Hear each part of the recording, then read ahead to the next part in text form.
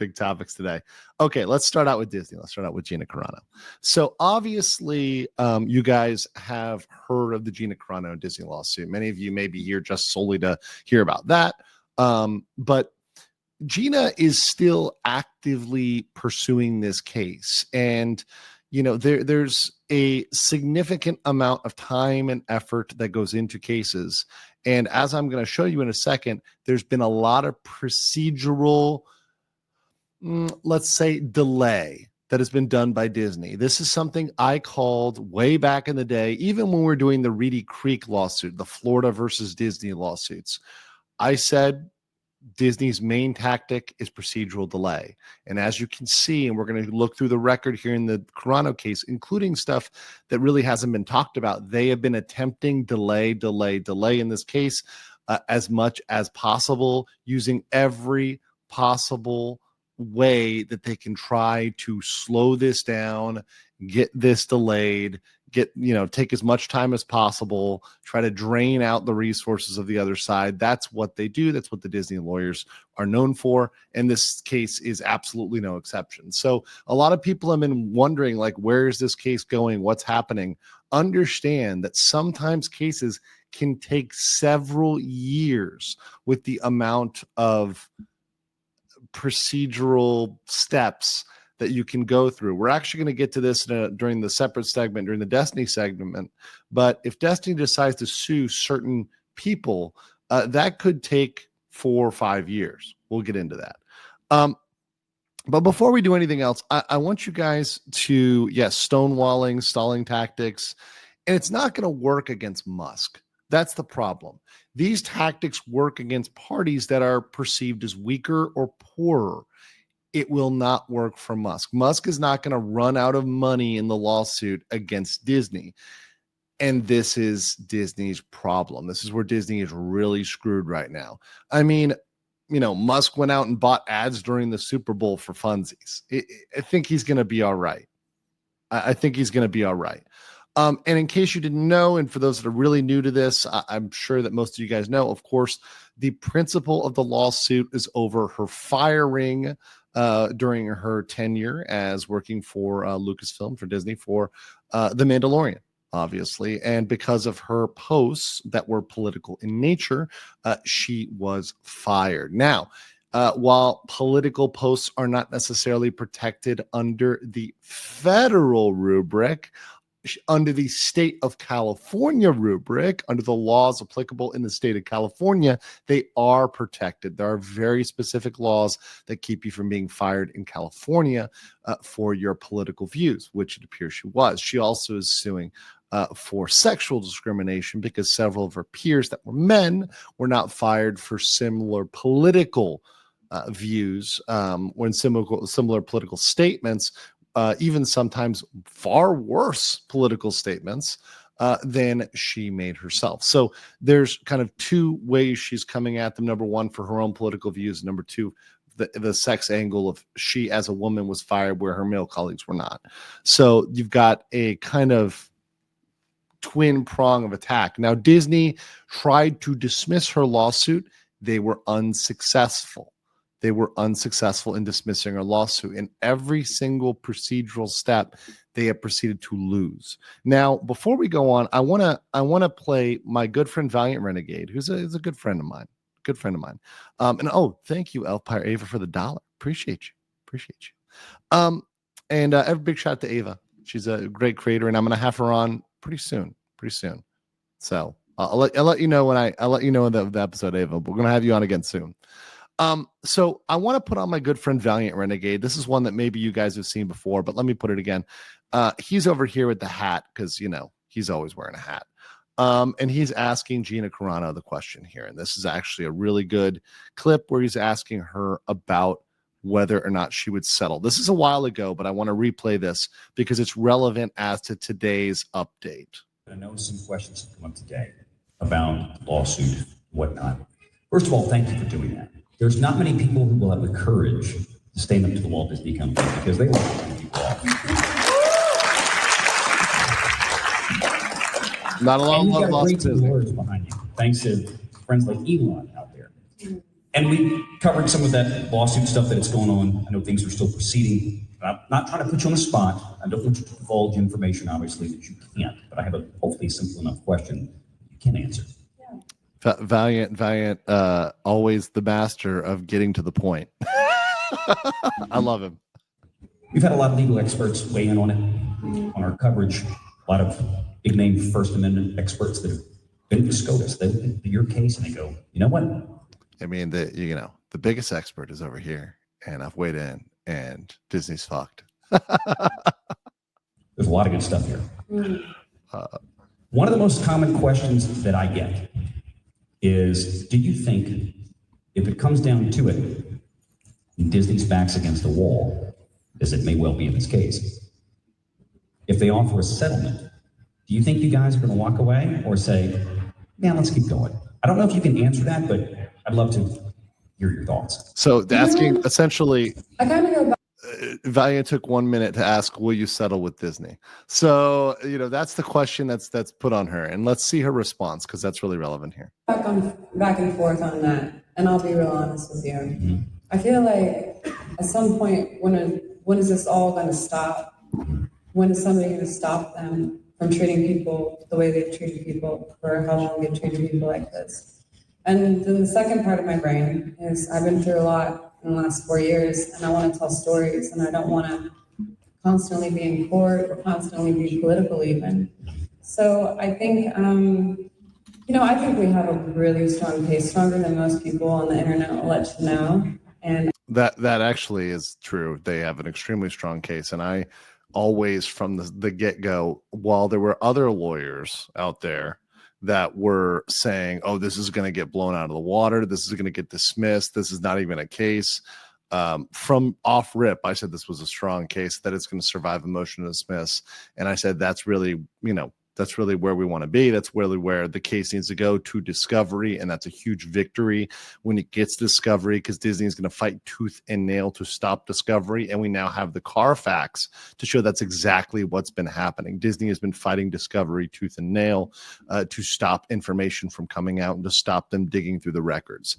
This is the corporate equivalent of the USAID stuff coming to light in the government, right? This is almost the same thing. I mean, the Walt Disney books, as I've talked about with Mexican Iron Man and Valiant many times in the past, the books are indeed very spicy, and the emails and all the documentation that's behind them, and getting to those is going to be absolutely salacious when it comes out what's been said between members within the Walt Disney Company. It's going to be absolutely crazy, especially at that period. This is a period when they weren't restraining their political situation, when they, this was before Trump was elected, or, even before, I believe, the whole re-election cycle started. So this was in a peak of where their perceived power and control, and they absolutely were drunk with power at that point. I feel so very, very positive, because I don't have very much, I don't have anything to hide. And so they have everything to hide. So I would be very nervous if I was them. So I pray. I agree with that. I would be extremely nervous if I was them. I think that when that comes, if that comes, that I make the right decision. And I feel like it'd be a success story. Well, I feel like it already is, because as soon as that lawsuit hit, I had incoming phone calls, and I've had such support from people that needed to see somebody fight back. And thank you to Elon Musk for doing that. That has been one of the most incredible blessings of my life, because just him doing that made people's brains understand, for some reason, and it shouldn't be like this, you shouldn't have to take somebody to court for somebody to respect that you were disrespected. But it really turned people's brains onto, oh, okay, she's fighting back, and I'm definitely willing to go full on. If it has, I would go full to the end. Glad to hear it. You know what I think the biggest difference is? Huh? What I think the biggest difference is in the two sides of this case? Yeah. It's as simple as this. For Disney, this is... Of course, Valiant had to opine here, but yeah, no, the moral where she's getting to is that essentially this has got to stop. The behavior's got to stop that they're executing within the company, and someone's got to stand up to them and stop that behavior. It's about the money, their money to defend. For you, it's not. It's just about what's doing what's right. Right. And I think that's what puts you in the position that you are, which is great. Well, and it's just, it's something moved Elon Musk to go and defend people and use his money to help defend free speech. And he's been changing lives, not just lives, but nations. And I fear where we would have been had he not stood up and done this thing that was placed on his heart. And Can you imagine the timeline in which like Elon doesn't buy X, as in my Twitter? That's actually such a different timeline where Twitter censors everything, related to the last, I don't know, 2 years. That's such a different timeline. We're in such a fork right now because of that. I think people underestimate that wildly. God's using him in an incredible way, and I hope that continues on. But as far as my case goes, I'm pretty much playing it just like you all. I'm playing it day to day. I'm trying to stay healthy, eat healthy, work out, take care of my family, take care of my animals, get my business done, and focus on putting something good out in the world. Because each individual person, if we do that, we're going to hold on to America and hold on to the U.S. and come together, because we are all that's just a really good message there. It clips out there in a second, but that's a very positive message. Obviously, very much support that myself. That the biggest thing you can do is to take care of yourself individually and keep putting good things out there in the world. I absolutely stand for that one. But the key for the legal side was that she was going to stand up for people and not give up and not settle. And of course, we see, as we have the update here, and this is courtesy of her Instagram just the other day, where she says, just a little update, and this is the new information. Just a little update on my lawsuit against Disney and Lucasfilm. At Disney and Lucasfilm, the case continues to move forward, and I anticipate having a more substantive update in the next few weeks. We remain determined, and my team has been exceptional in honoring the court and respecting the process. I am very proud to have this team. Thank you all for your continued support. Cara Dune Day yesterday, January 30th, touched my heart onward. So this was an update from a couple days ago. This was obviously Gina Carano. This is the Gina from The Mandalorian, that Disney fired because she didn't support the jab, right? Because she wasn't into the Fauci juice as much. Yes, we're back to using the Fauci juice term. I actually like that one. Big Buddhist for 5. Thank you so much. Appreciate that. And thank you for the gifts. Thank you. Yes. Let me see here. Let me get some of these. Japanese Demon Lord of Bar Lucifer says Disney will run out of money before Elon does. Yes, I feel this lawsuit is a way for Elon to get his foot in the door with Disney, with Discovery. Exactly. It's a way to open the door for more. And if you're able to get in the doors of Disney, and remember, Iger extremely pissed off and came at Elon. Iger was one of the ones that specifically was trying to mess with Elon. And of course, this glorious clip came out of this personal interaction. And don't think Elon has forgotten this one. But go fuck yourself. Is that clear? I hope it is. Hey, Bob. That's not another Bob. That's Bob Iger. And that clip plays so much differently now. Because see, back then, it was all pressure on Musk. It was all putting the pins in Musk. Now, especially that Musk is whispering in the ear of the now president, Disney should be shitting bricks. Should absolutely be fearful. And did any of that media money that was appropriated by the government, right, to various organizations? We've seen it go to Politico, the USAID funds going to Politico, going to Feminist Frequency, right? All other sorts of politicized entities. I mean, the once again, the search is still ongoing. How much did Disney receive in those political bucks, in the dark slush funds that were rolling around the U.S., the various U.S. departments, governmental departments? We might find out as part of this. And one of the reasons why, let's get into the nuts and bolts here, is we're getting fights over discovery. So this thing has been stuck in fights over discovery. So we have here, and you can just look up kind of where we're at procedurally with this case. This started obviously back in February of 2026. I'll move myself in the corner so you guys can see a little bit better here. But obviously this is the case here. Gina Carano versus the Walt Disney Company, 224 CV 01009 in the district court for the Central District of California in front of Sherilyn Peace Garnett. And obviously this was started last year. So some people, once again, you can think, okay, well, this is a case that's a year old. Why isn't it done? In my world of looking at cases, I look at this and say, this case is only a year old.